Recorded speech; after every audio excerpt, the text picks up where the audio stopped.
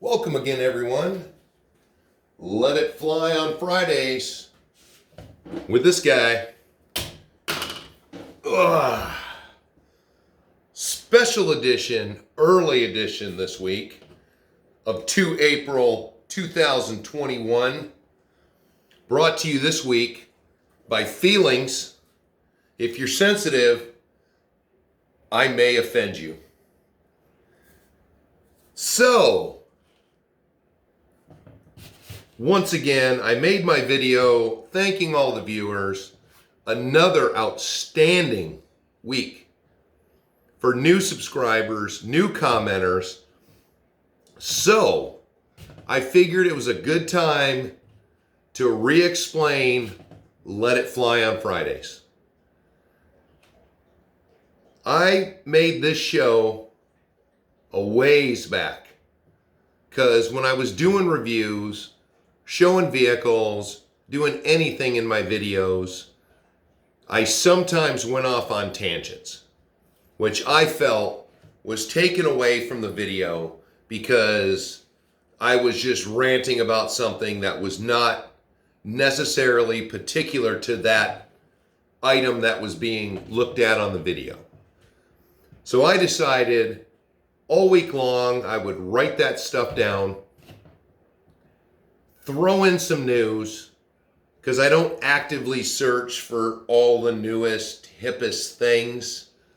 So I watch Harley Designs on Tuesdays. He has the Scale News Update. And there's occasional things on there that I'll go look up myself. I'll keep track of down the road. So I threw in some news, threw in some rants.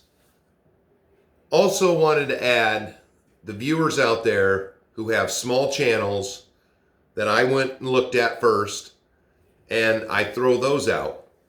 But in particular, it's my shout outs for the whole week from the last episode to this episode of all the commenters. Because if you're commenting, we're interacting. And that's better to me than, thumbs up. And I like to be able to respond to all of you. It may take me a couple days, but I ensure that I respond personally to everybody on this list. And it just blows me away. And I love that part of this channel, of this episode, where I get to list all you people who have been here, stopped in, gave me comments. That is my bread and butter in my mind of the reason I started the channel, was to have more interaction, ask you guys your opinions, ask you guys things you want to see, and I'm successful so far. Not as many people watch Let It Fly on Fridays. So hopefully with an explanation of what the show is about, that more of you can have your inputs, because I love it. But bringing up feelings, bringing up hurtness, I have an opinion. And I ask you guys your opinions on things. And if we have disagreements, we talk it out. You have your view, I have my view. Sometimes with most of you on the channel, they're the same. Because it's just an opinion, then I explain my opinion. Well, from last week, now I have my second disgruntled person who didn't like something I said, didn't listen to my opinion at all. All it was I was attacking, obviously, somebody that he holds in the highest regard, that he can do no wrong. And you know, I'll throw the opinion back and forth, but, you know, I'm not going to get in a long, drawn-out drama about a disagreement. I will tell you, since I've been on YouTube, there are 2 channels. One of them is Scale Builders Guild. One of them is the other one in question, who, once again, I'm not mentioning their name, but I'm being accused of using their name to boost my channel. But meanwhile, when you watch a YouTuber for years and years, I guess they become a part of your life in a way.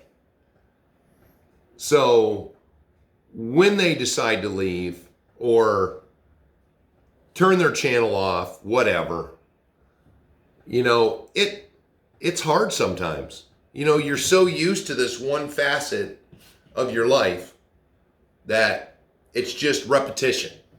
Oh, hey, there's a new one out. I better check it out. That when that person or that channel pops up on your news feed or your subscription feed and you're like, sweet, they're back. And then it's to do some personal selling on the down low, on the side, whatever. It's kind of a crushing blow that you just got hyped up, you got excited. Oh man, that was just a joke. They're back, and they're not back. So, you know, that is my feelings on that. I have no problem mentioning all of your small channels from all the people that come by.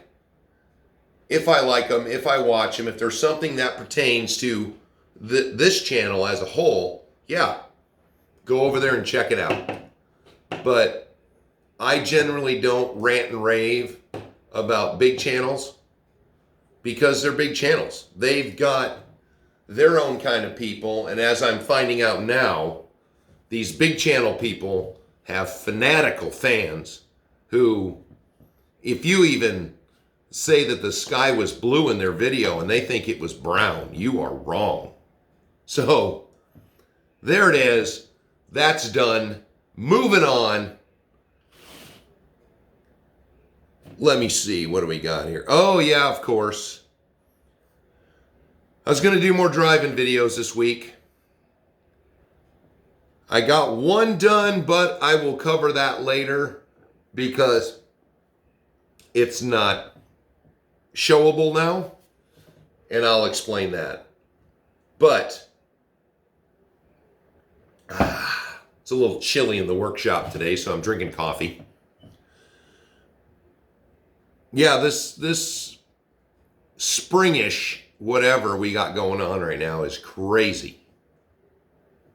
I spent all weekend, shoveled my roof, cleaned off my deck. Now we just had a snowstorm, 5 inches of snow, and supposedly we're getting 6 to 10 more this weekend. So, moving on to some news. So, God, it's been weeks and weeks, I guess. I told you guys, JD Models had a new vehicle coming out. They only showed the chassis of it. All aluminum, very scale. It was the JDM 168. I kept going to their website. They did not show any new news. Well, their website doesn't show the new news, but this other Chinese one that God knows, I couldn't even get an interpreter to pop up on the damn thing, translator.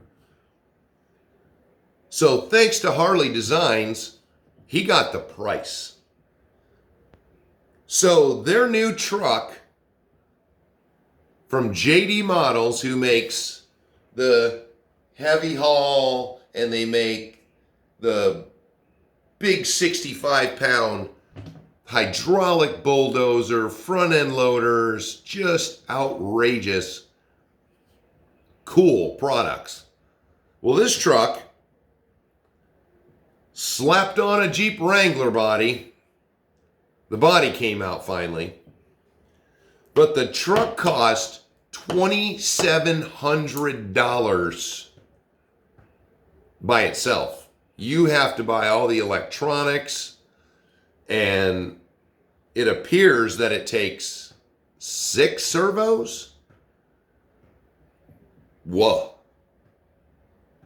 Now, I know from having semis, the overland and the heavy tonnage, wow, that is going to be some crazy cables, I'm sure, which are already a weak point with JD models. But $2,700, that's $500-600 more than the heavy haul. That's, Jesus, $1,100 more than the overland. That's more expensive than the $65 bulldozer. The only thing that beats it is the front end loader. Wow. For a 110 scale, all metal, guess it weighs 13 pounds. I had to go back and look in my things. I don't, except for the HGs, I don't have anything that weighs that much. Wow. That even weighs more than my Gladiator with all the brass on it. Okay, so now we get to roll into what happened to my driving videos. So I think it was Tuesday. It was 40 degrees outside. It had been 2 days in a row. But Monday I had been still shoveling from the weekend, shoveling and cleaning. Things were melting. I had my radio out there, listening to tunes. Didn't even think about it. Went and grabbed a couple trucks to go test them out in the snow. One of them being the snow truck, which did phenomenal on 3S. I wanted to make a snow truck. It's a snow truck. But as I reviewed the video, was out there for at least an hour, recording here and there. The kids were in a mood. They were having a hootenanny, chasing, just good timing. Well, lo and behold, what I couldn't hear with my ear, hey, excuse me. What I couldn't hear with my ear, the camera picked up everything. So, if I was into editing, I would have had to completely mute everything. And I had run 3 different trucks. So I was explaining things about the performance of the trucks compared to in their stock form. And I'm going to have to hold on for 1 second. I apologize.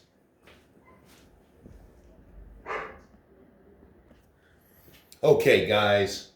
Sorry about that. Miss Diane came home unexpectedly because she doesn't feel good. But don't worry, it's not the COVID. So back to my faux pas with licensed music. Now, the way I make my videos is, in my mind, like we're just hanging out here in the workshop together and we're just having a discussion. You know, I figure most of mine are showing, you know, there's detail aspects, there's vehicle aspects, there's upgrade aspects. And while I don't generally do like a live, you know, build or whatnot, I try to do the best I can with, you know, including in some of the videos, but I see that some of them, they just take forever because I usually put off projects until I have a bunch of things and not just one little part. So I did, the Element has got all of its parts on it now. So I left it apart and just kind of covered all the parts. But I don't do a lot of the driving videos. And that's where I would think like editing would come in really good for a driving video. But if we're discussing the vehicle that's on the table, I don't really, care to do the time lapse thing. It's just, hey, we're just discussing it and I'm trying to show the best I can. So there's really no editing involved. But from what I know about YouTube, you cannot use licensed music. So the last Versus Challenge, I did some unlicensed music, which from Alexa, that's one song. So yeah, that was kind of a waste. But I'm going to try to do another video, another driving video. It's supposed to be warm again this weekend when we have our next snowstorm. So try to get out there, show the snow truck doing its thing. And that covers that topic.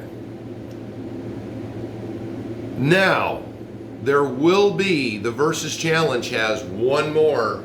As of right now, I'll cut off the voting because it looks like the Axial 6x6 and the Gladiator will be in the finales. The Versus Challenge 6-degree incline for the final competition, or 30-degree incline for the final challenge. And wow, when I was putting that up on the bench at 30 degrees, that's going to be a tough one. So what I did was put measurements. I've got every half, the full foot. So you got a foot, foot and a half, 2 feet, 2.5, because it's an 8-foot course. So man, that is going to be something to see if they can make it up that. But we're going to add some extras. Won't be part of the challenge. They're going to be individual. So Mikkel Balf and Woods Unknown have both requested to see some additional. Well, Mikkel's just wants to see the tracked TRX4 go up the course, and Woods Unknown wants to see the 2 Red Cats go at it. So that'll be a coming up one. Just a little extra on the drives. And now this is a good one for your guys' inputs. Now this reminds me of tail light bulbs and headlight bulbs in full-size cars. Battery connections. Man, I have been hearing the pisses and moans about battery connections lately. And I can agree with most of them. I mean, servo leads and servo batteries, they remain unchanged. But what the hell? When you have to buy something like this for your battery charger, so you can do XT30s, XT60s, Tamayas, and just all these random, what do we got? E's, ECs, EC2s, EC9s. I mean, come on. Really? I started with the Tamiya connector. And the Tamiya connector worked great for 1500 milliamp batteries, NiCads.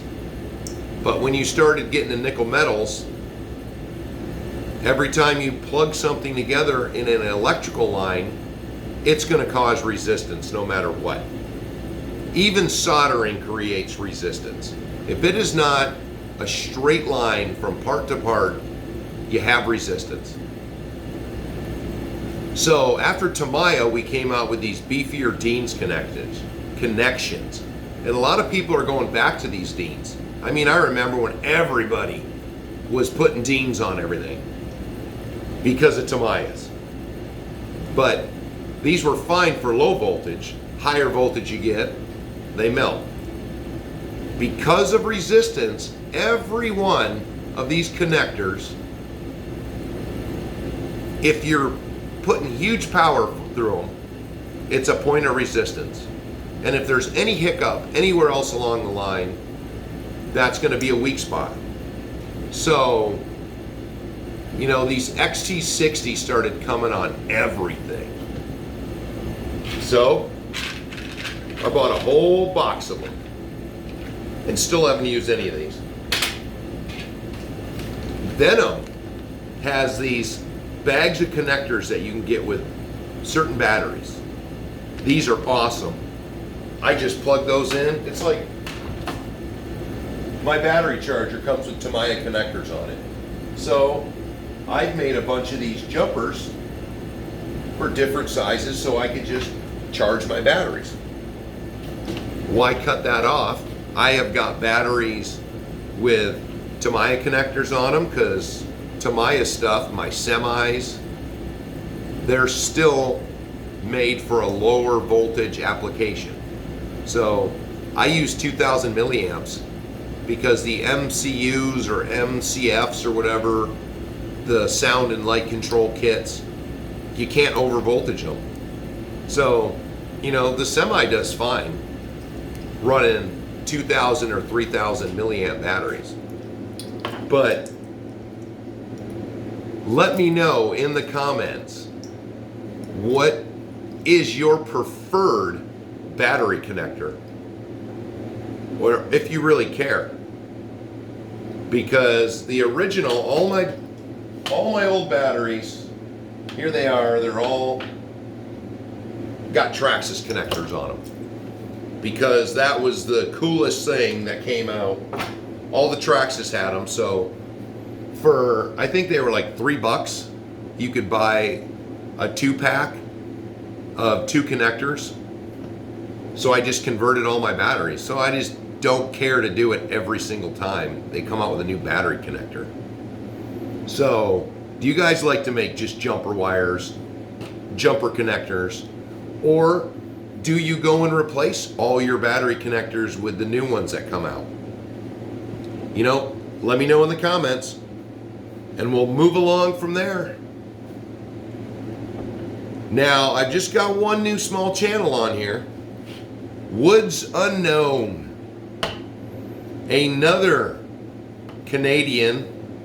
I swear to God, I should be an official Canadian because I've never lived in a state that wasn't connected to Canada. Just saying. Hey Woods, why don't you put in a word for me over there in the Parliament? So that's it for that. Let's us get to the shout outs. And oh, wow. My list of shout outs to all my new commenters this week. Wow. Thank you guys. I appreciate every single one of you. And it's nice to see that some of you are enduring the older videos. But once again, I made them, so it's no problem that you're commenting and asking questions about the old ones. That's what they're there for. So we have JJM, Daryl Key, Andre H, Brett Kendall. Oh, we're doing the shout outs, baby. Jamie HW, Ron Lesser. This is for Pezapoo. RC World Shop, Brad Hall, RC GG 365, Woods Unknown, Joel Sanford, Stephen F, Ant 907, a fellow Alaskan, John Merrill, Terry Hilton, Frank Rogers, Dennis Northstein, Black Diamond RC Ranch, Carlos Wright, Birdman01, DD Dangler, and Joe Ruthkowski. Thank you, every one of you, for dropping by, leaving comments, viewing my videos. I couldn't do it without you, and I will see you on the next one.